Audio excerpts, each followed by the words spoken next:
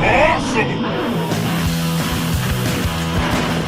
Back in the 90s, nobody kicked more ass than Jackie Chan. He was a one-man kung fu wrecking crew that could be beating a bad guy over the head with a stepladder in one scene and making you laugh out loud with his goofy expressions in the next. The first movie that introduced a lot of people from my generation to Jackie Chan was, of course, 1995's Rumble in the Bronx, which is still a great action flick to this day, even if a more accurate title would be Rumble in Vancouver. And it wasn't long after that we were flooded with one Jackie movie after another, a Jackie Chan animated series, and eventually a bunch of video games featuring the Hong Kong action star as well. What I didn't know at the time though was that Jackie Chan had already been a mainstay of the Hong Kong film scene for 2 decades by the time Rumble in the Bronx was released. And wouldn't you know it, there were way more video games featuring him than I'd ever imagined, stemming all the way back to the early 1980s.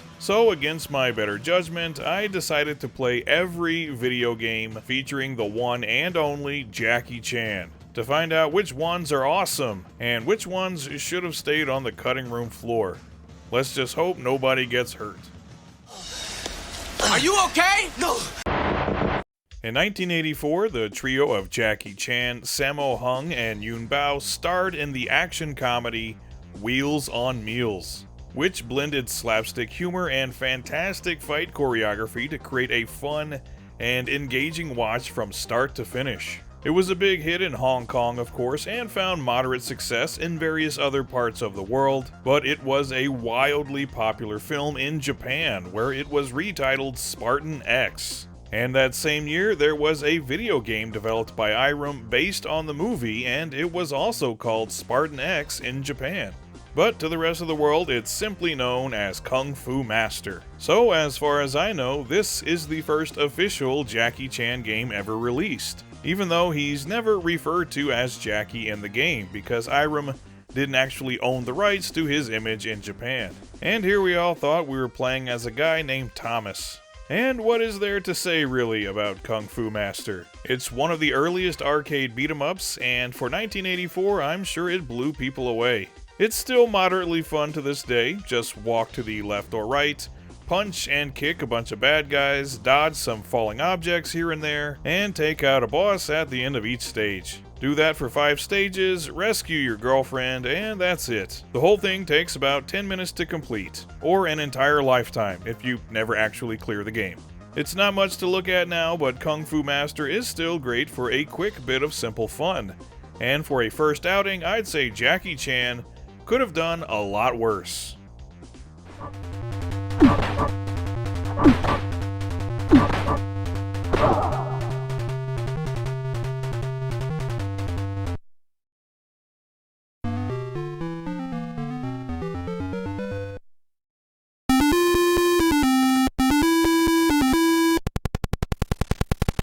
Ladies and gentlemen, I give you a lot worse.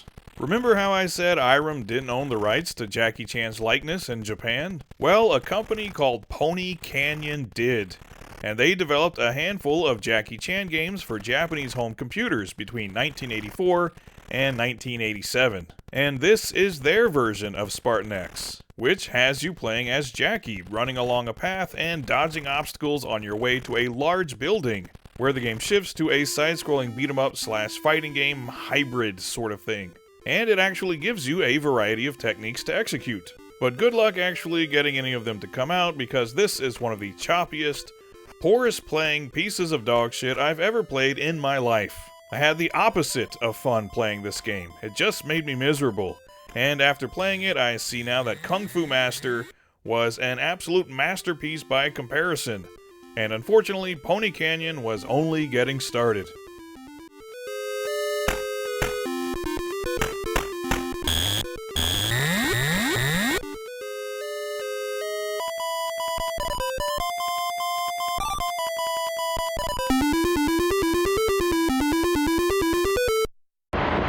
This is Cannonball 2 for the PC-88, which was a Japanese home computer, with this being a game that itself never left Japan.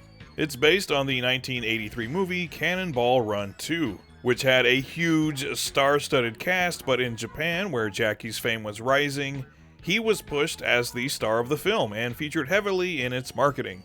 And once again, Pony Canyon decided to cash in on Jackie's popularity, even though they clearly sucked at programming video games. And so here we are, a 1984 PC game based on Cannonball Run 2 starring Jackie Chan. And it sucks. It's the most basic, bare bones kind of racing game that you could have asked for in 1984. And it plays like shit. Just race to the top of the screen as quickly as possible while avoiding the other cars on the road, occasionally bumping the side of a gas truck for a quick refuel. And that's it. You race from LA to New York, and the whole thing takes about 3 minutes. Cannonball Run 2 is a pretty sweet movie, and Jackie is great in it, but this game is roadkill.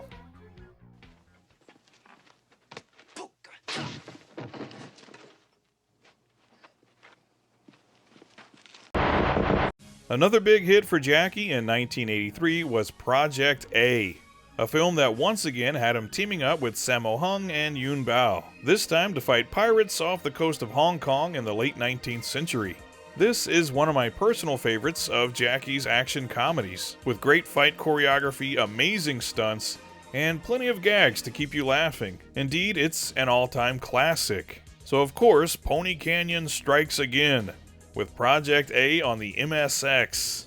And how much do you want to bet this is yet another dog turd of a game quickly thrown together to make a little money off of Jackie's fame in Japan? Well, I'd say bet the farm, because that's exactly what this is. It's kind of like an interpretation of Kung Fu Master with slightly more complicated controls, if you can believe that. Essentially, you just walk to the right while punching and kicking tons of bats, and eventually pirates too. You have several attacks at your disposal, and you'll have to deal with enemies coming from both the left and the right. And on paper, this should work just fine. Again, it's more or less like Kung Fu Master. But the problem is that this is yet another one of the stiffest, poorest playing games I've ever come across. Your movements and attacks are very delayed and unresponsive, making Project A nightmare to play. I won't rip on the graphics because it's an MSX game from 1984, but damn, it's almost criminal that something like this could be released to consumers. And even more disgraceful that it's based on such a legendary movie.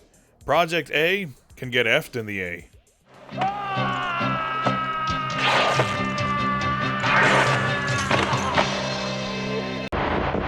1985 marked Jackie's second attempt to break into the North American film market with The Protector, a Hong Kong-American co-production that featured Jackie as a New York City cop on a mission to bring down an international drug ring. And it's a decent action flick, if a bit lacking in the humor and kung fu departments, leaning more into gritty violence and gunplay. And there are actually multiple versions of this movie floating around out there, including the Hong Kong and extended Japanese versions that were edited by Jackie himself. It was a flop in America, but a moderate hit in Asia, so once again, here comes Pony Canyon with another adaptation for the MSX, and you know what?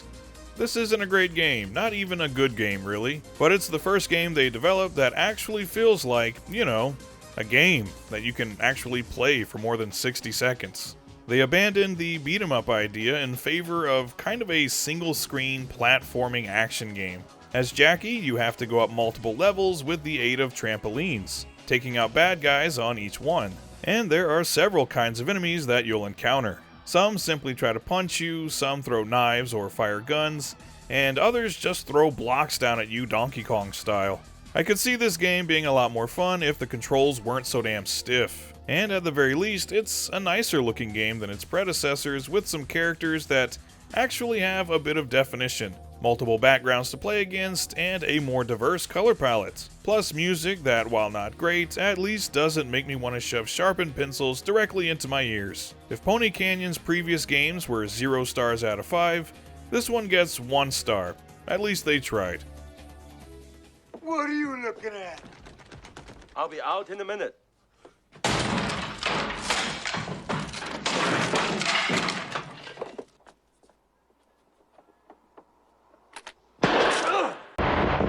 Jackie had one other big film release in 1985, which was much better received, and that film was Police Story, which was co-written and directed by the man himself, and is arguably his best work ever, featuring some amazing stunts, car chases, and fight sequences. It's what you might call an action spectacular, and as an aside, along with Rumble in the Bronx and Dragons Forever, is one of my personal favorite Jackie Chan movies. It was a big hit in Asia at the time of its release, and in Japan especially, it had people flocking to theaters to marvel at the amazing stunt work.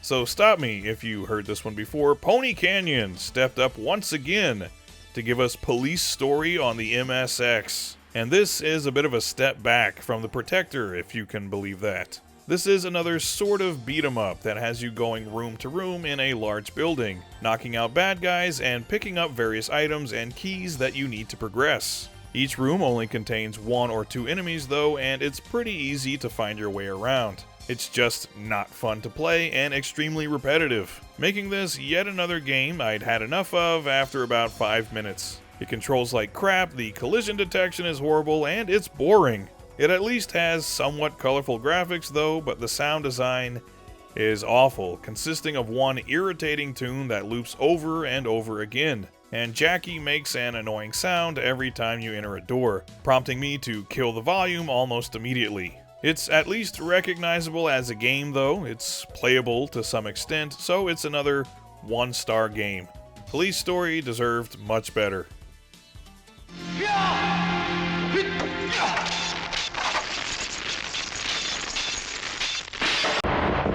In 1987, Jackie wrote, directed, and starred in a sequel to Project A, and it's pretty good. It didn't have quite the impact that the first film did and wasn't nearly as popular, but it still featured plenty of martial arts action set in late 19th century Hong Kong, with Jackie once again playing the character of Dragon Ma, battling pirates, enforcing the law, and kicking some serious ass. And apparently, this film was actually made at the request of the Emperor of Japan, who was a big fan of the first one and wanted to see a sequel. And that same year, Pony Canyon, still holding the rights to Jackie's image in Japan, published one final game featuring his likeness with Project A2 on the MSX2. This time though, thankfully they opted not to develop the game, instead handing it off to Opera House. And what a difference it made. First off, this is a much better looking game than previous Pony Canyon offerings as a result of being on stronger hardware. And the sound design actually doesn't make your ears bleed, which is a nice little bonus. It's a rather open-ended adventure game in the same vein as similar games like Castlevania 2 and Zelda 2. So you'll explore various areas of a large city, both on the streets and in numerous buildings as you hunt down key items, gather information from NPCs, and of course fight off plenty of bad guys. This time around, Jackie can punch, kick, flip, and even bounce off the walls as you beat the Shinola out of a small army of anonymous henchmen. And this can at least be kind of fun, for a while anyway. The major drawbacks of this game are that 1, your walking speed is way too slow, and eventually I discovered it's a much faster option to just jump everywhere you go, which looks kind of ridiculous but really cuts down on travel time. Also, this game has never had any kind of translation, and being an adventure game, it's rather text heavy. So if you want to play this one, you might want to brush up on your Japanese, or just have your phone handy. Anyway, while Project A2 isn't a great game really, it's definitely the best of all the MSX games by a mile. And thankfully, this is the end of the Pony Canyon era. They dropped one turd with Jackie's face on it after another, until finally relinquishing the rights to Jackie's likeness in Japan. And then it was on to much bigger and better things.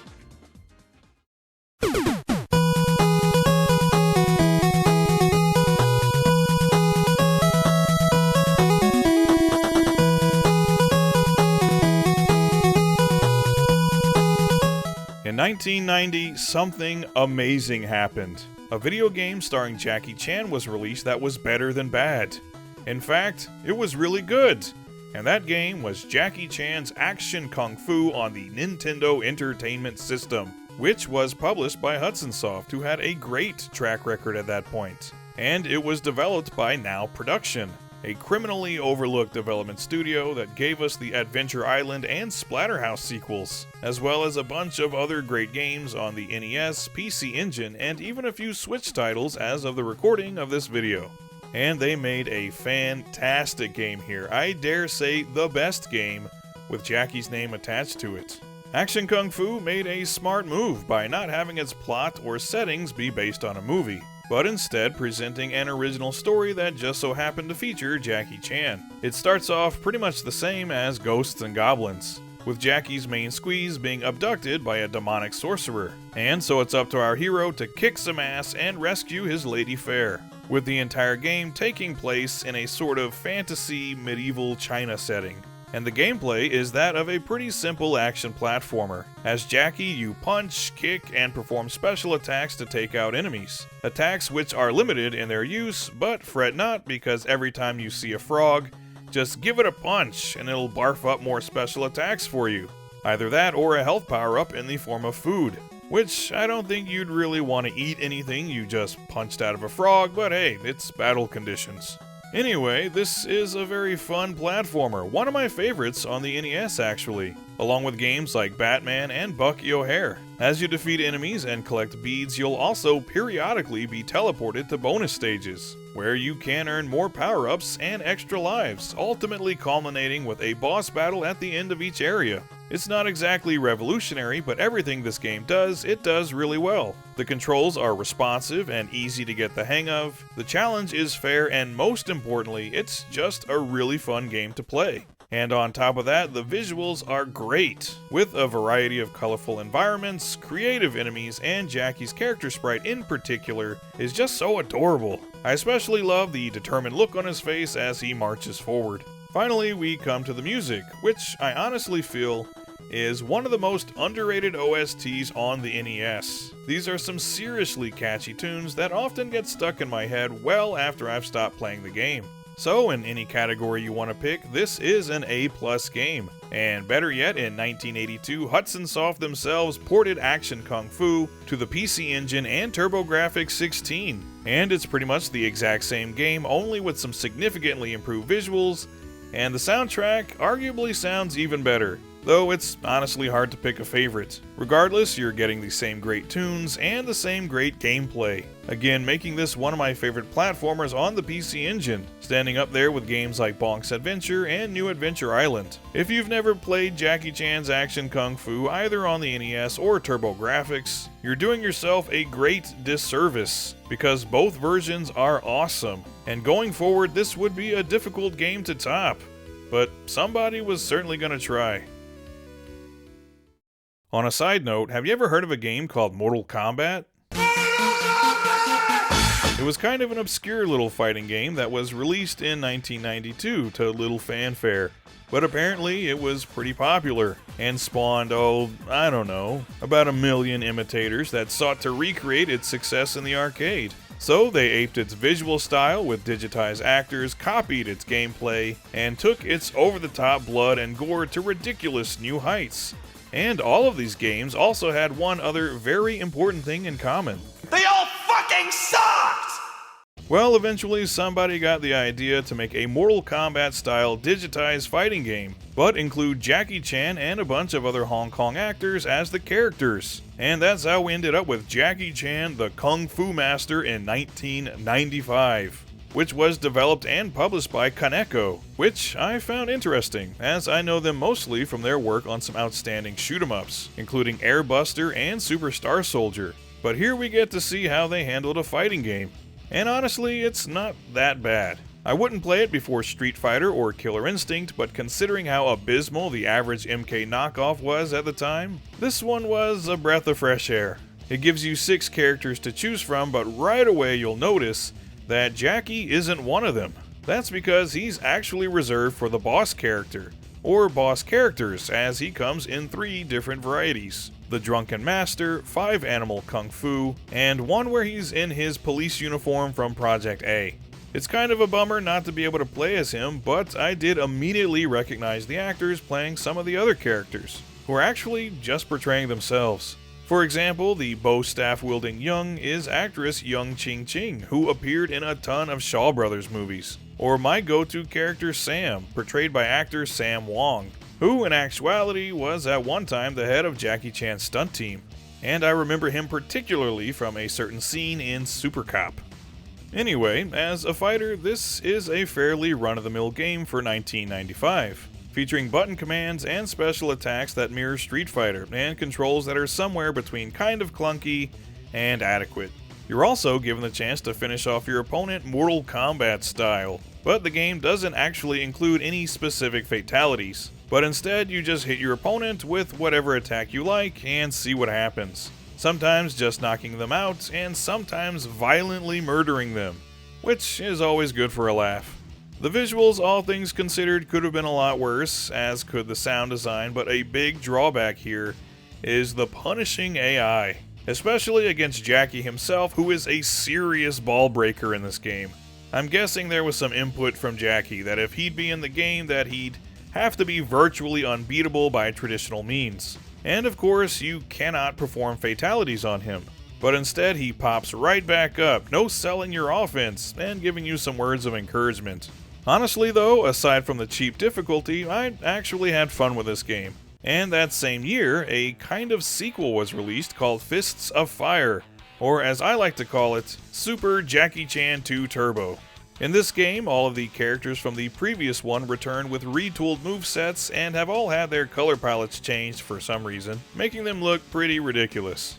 But on the other hand, all three versions of Jackie are playable, and some other nice tweaks have been made to the gameplay, such as a brand new combo system that actually works pretty well, all new super combos for some extra devastation, and a knockdown feature where you have to wiggle the joystick and mash the buttons to get back up as quickly as possible, or else be vulnerable to ground attacks. But the ability to fatality your opponents has been completely removed. In terms of visuals and sound, this is more or less on the same level as the Kung Fu Master, but with a bigger roster and added gameplay mechanics, it feels like a more complete game. And again, though it's not exactly an amazing fighter or anything, I did have fun with it. Both of these games are a bit janky, and definitely have that mid-90s digitized cheese factor going. But if you're a fighting game fan, I'd say they're worth playing at least once. Come on.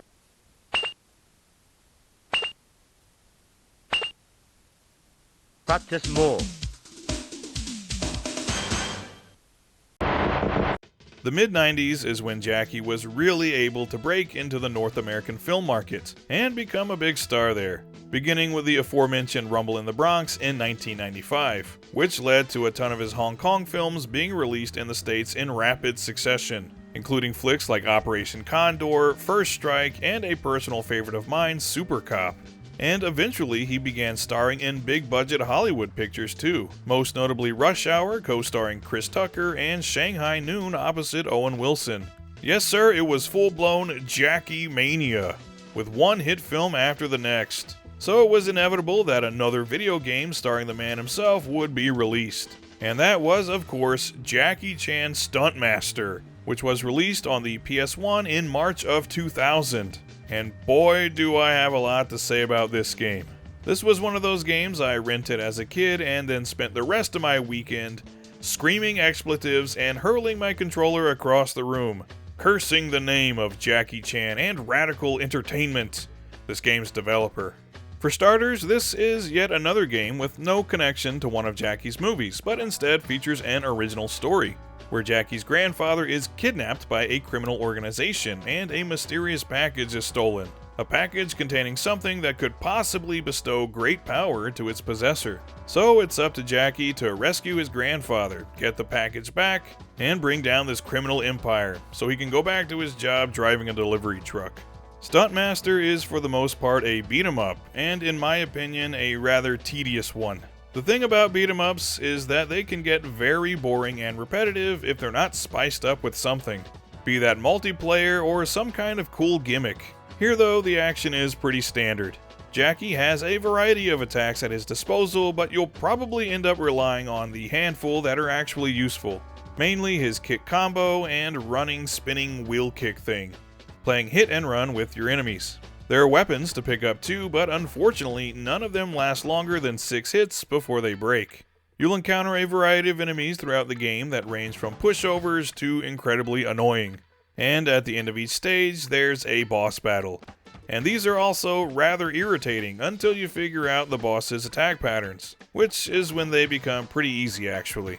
If this game was strictly a beat 'em up, I'd say it's just mediocre. But in addition, it's also a platformer. And if you're saying to yourself, mixing a 3D beat 'em up with a platformer sounds like a terrible idea, you'd be correct. Because the same controls that make the brawling kind of unwieldy make the platforming an exercise in frustration. It starts out easy enough, simply jumping from ledge to ledge or performing some wall jumps to reach something that's otherwise out of your grasp. But when you're eventually expected to complete long platforming sequences, where even a minor mistake means certain death, this is when the game goes from underwhelming to downright infuriating. In particular, jumping between subway cars and bouncing around rooftops nearly drove me crazy. And after 20 some odd years, I suddenly remembered why I hated this game as a kid.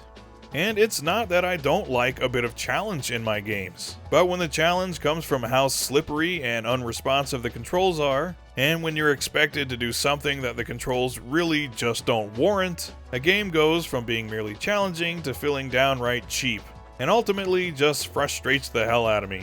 To the point where I want to finish the game not because I really care about beating it, but I just want it to be over. On top of that, for a game released in 2000, the graphics really failed to impress at the time, and even today still look pretty wonky, going for sort of a cartoonish look but seriously lacking in detail. But the music, on the other hand, is actually pretty decent, so at least there's that. However, it was decided that Jackie himself should provide the voice of his character, which at first is pretty cool. But when you've heard these same handful of quips over and over again for hours on end, you start to appreciate the concept of the silent protagonist. But that's it really. Stunt Master blends a mediocre beat 'em up with a subpar platformer to create a game that I doubt I'll ever want to play again. Because as much as I love Jackie Chan and his movies at the time, this game felt like a kick in the head. And all these years later, my opinion still hasn't changed. In short, it sucks.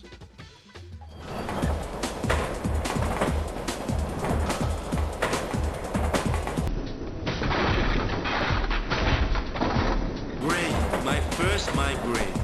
Cut! Hospital!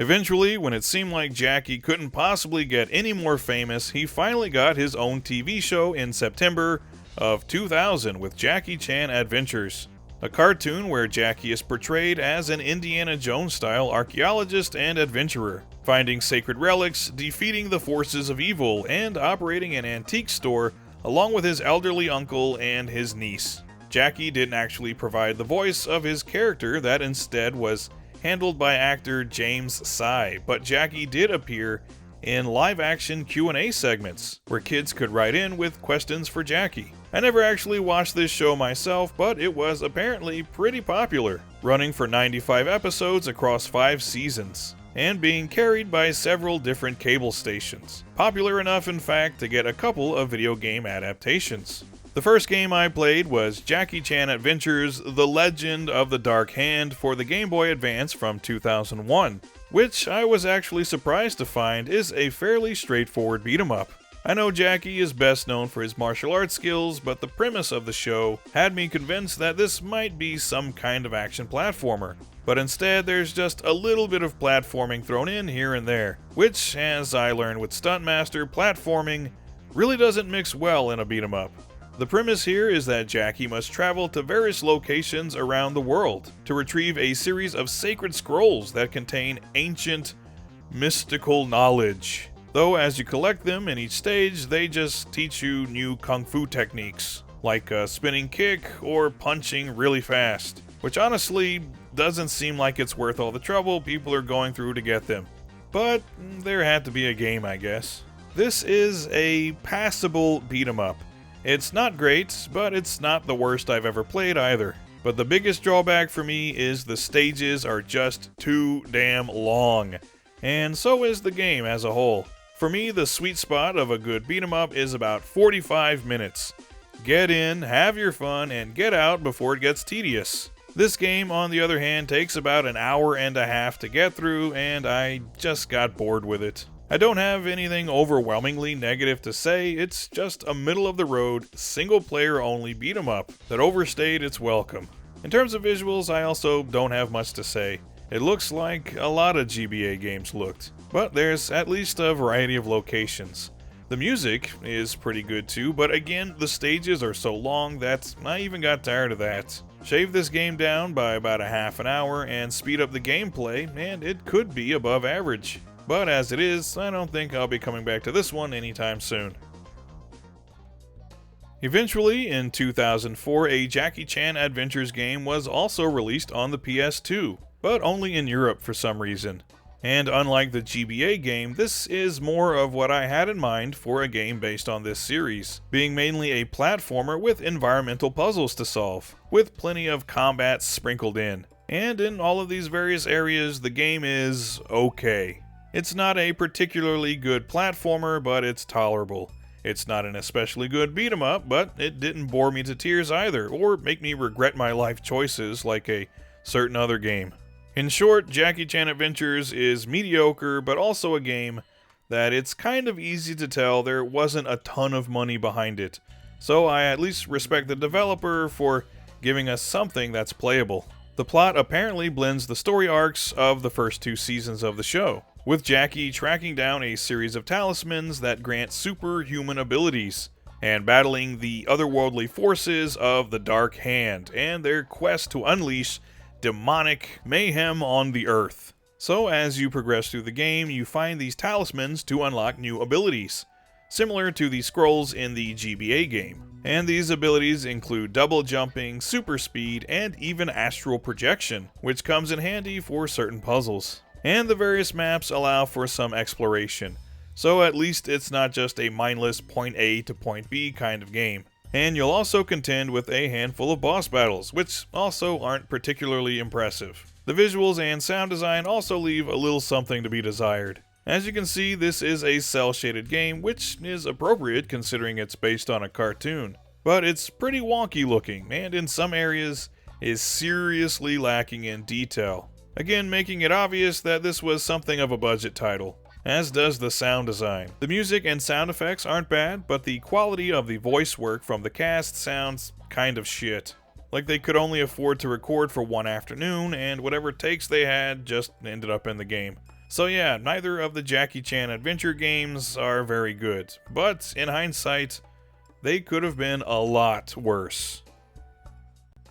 Ladies and gentlemen, I once again give you something that is indeed a lot worse, and I mean a lot worse. This is Around the World in 80 Days on the GBA. And if you're asking yourself, was Jackie Chan in a film adaptation of Around the World in 80 Days? Well, don't feel bad, because I forgot too. In fact, I think most of the world did, assuming they were even aware that the film existed at the time it was released. It was a massive flop at the box office and signified the end of Jackie Mania, at least in the US. And from a lackluster movie stemmed a lackluster game. I don't have too much to say about this one. It's absolutely terrible in pretty much every way possible. It's an action platformer with horrible, sloppy controls, infuriating enemy AI, horrible graphics, bland environments, and dreadful sound design. This is honestly the worst Jackie Chan game to be released since the Pony Canyon days, and I'm sorry I even played it. I can never get that time back, but at least I can warn all of you to avoid this game like the plague. And unfortunately, aside from maybe some online flash games that don't even exist anymore, this was the final game ever released featuring Jackie Chan. What a way to go. And that's it, every game featuring the one and only Jackie Chan. Some of them are fun, but most of them are mediocre to downright terrible. But hey, at least we got action kung fu out of the deal. Regardless, I'm really burned out on these games, and I definitely need a rest. Perhaps it's time to unwind with a different action hero from my childhood. But which one could it be? I guess we'll have to wait and see. So until next time, dear viewers, don't do what Jackie does. Angle. My teeth gone. I hurt. Cannot remember. But most important, you remember. Don't do any dangerous stunt at home. Only in the movie.